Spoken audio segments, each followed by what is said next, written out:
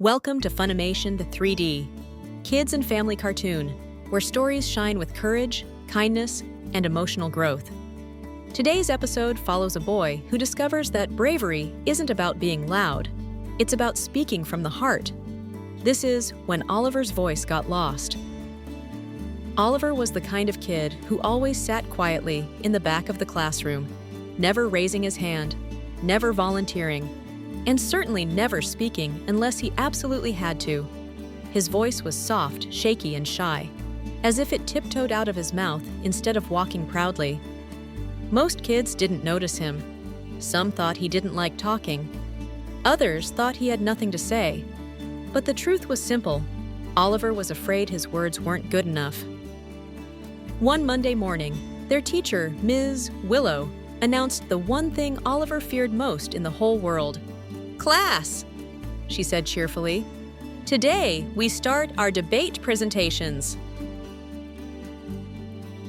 The room buzzed with excitement, except for one spot. Oliver's heart sank to the bottom of his shoes. Ms. Willow continued, "Each student will stand at the front, share their topic, and explain their opinion." Oliver felt dizzy. His voice trembled inside his chest, like a tiny bird stuck in a cage. Throughout the morning, kids took turns speaking confidently. Ben talked loudly enough to shake the windows. Luna added dramatic hand gestures. Jason spoke so fast his words raced each other. Everyone seemed comfortable. Everyone except Oliver. When Ms. Willow finally said, "Oliver, you're next," he froze. The room blurred for a moment. His legs felt like noodles. He slowly walked to the front, holding his note card so tightly it crinkled. Dozens of eyes were suddenly looking right at him. Oliver opened his mouth, but nothing came out. His voice didn't run away. It didn't hide. It simply vanished. A few kids giggled. One whispered, "Is he even talking?" Another muttered, "Here we go again." Oliver's ears burned. His hands shook. He wanted to disappear under the carpet, but then a tiny whisper came from the front row. "You got this," Mia said softly. Oliver looked up. Mia was smiling at him. Not a big showy smile, but a gentle one. The kind of smile that made the room feel less scary. "Take your time," she added. Something warmed inside Oliver's chest. Maybe it was hope, maybe courage, maybe both. He took a shaky breath. His voice fluttered out, weak at first, like a small flame struggling to stay lit. "My topic is why books are like friends," he began. His voice cracked. Someone coughed, but Mia kept nodding. Oliver tried again, stronger this time. "Books listen to you," he said. "They help you escape when you're sad, and they make you brave when you're scared." Now his voice grew steadier, braver, like it remembered its way home. "They never judge you, and they never tell you your words aren't good enough." Oliver paused. "That's why I like them." The class was silent, not uncomfortable silent, but thoughtful. Ms. Willow put a hand over her heart. "Beautifully said, Oliver." Ben clapped. Luna followed.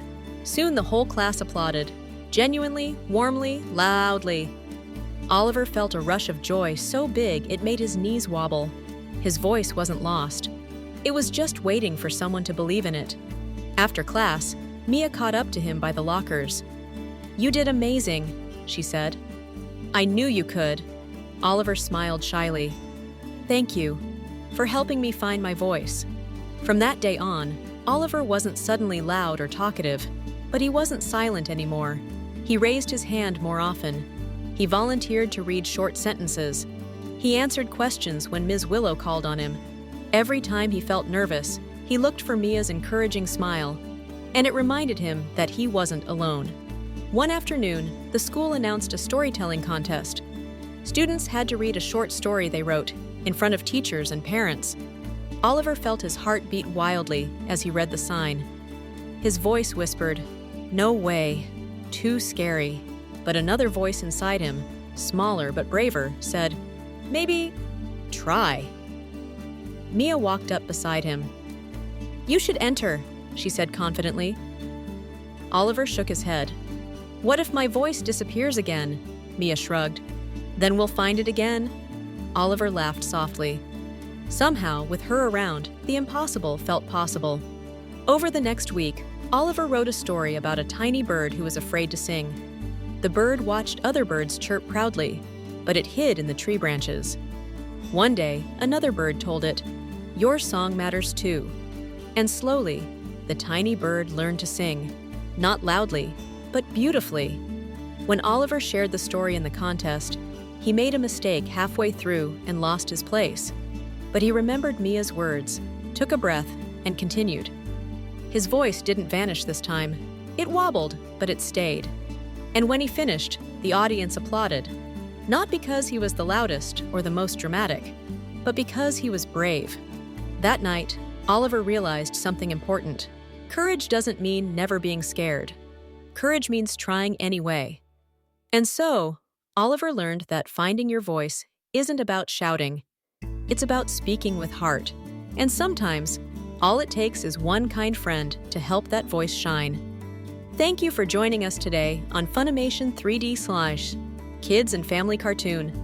If Oliver's journey inspired you, don't forget to like, share, and subscribe for more stories that help kids grow kinder and braver every day.